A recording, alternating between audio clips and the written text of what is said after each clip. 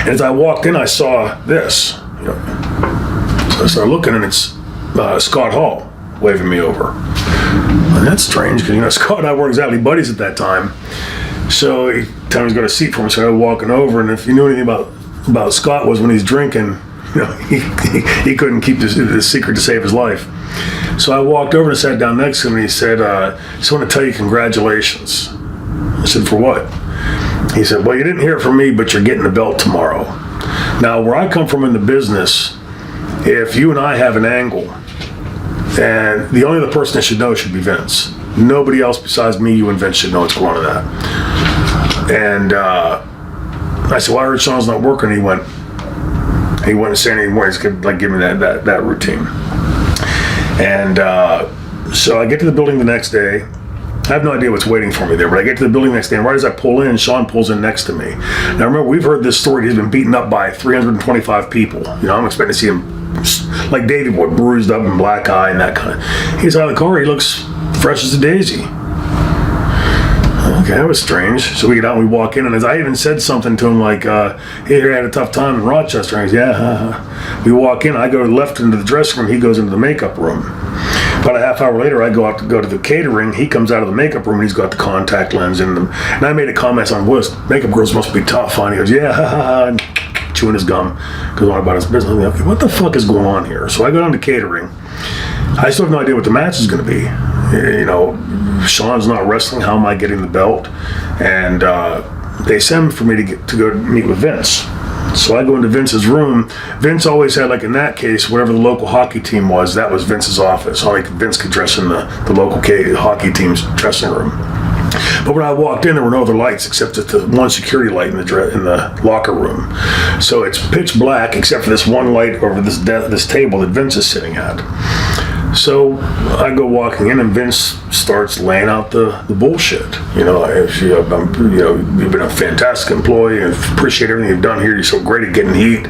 He's going through the whole thing, and he starts telling me about how, unfortunately, before we even got to talking about the match, he said to me, we believe that the fans should always go home happy.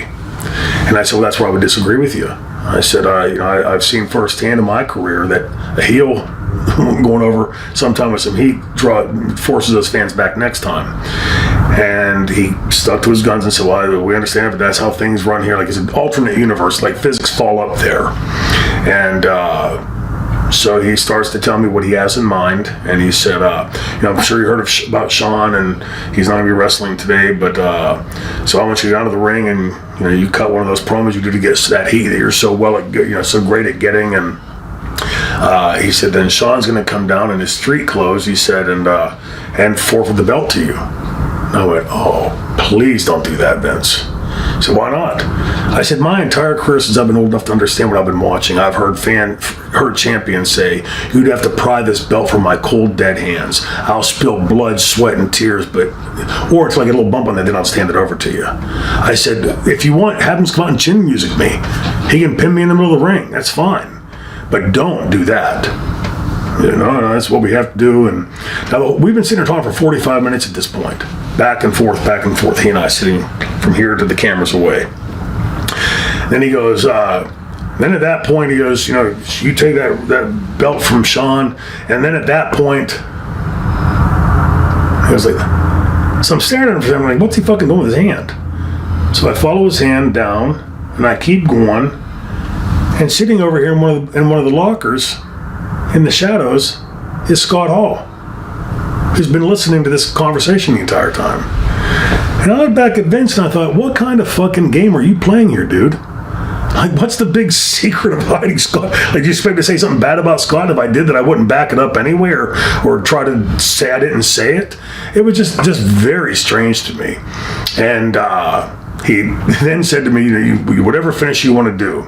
So there's only one that makes any sense. Drop the belt. Otherwise, the fans are going to clearly see you were just taking it from babyface to babyface, which does Scott no good. It does Shawn no good. It certainly does me no good.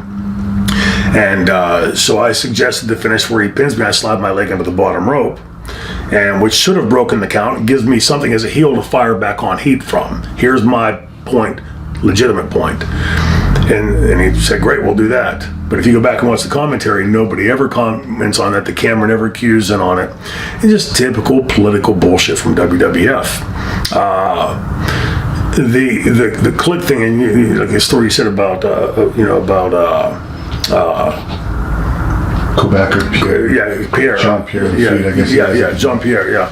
Is that story is 100% true. Everything I said, and then I've said that, told the story for years. I argue with anybody say they've heard version A, version B, version C. I remember it as vividly as if it was yesterday. His career never recovered from that, actually. Exactly.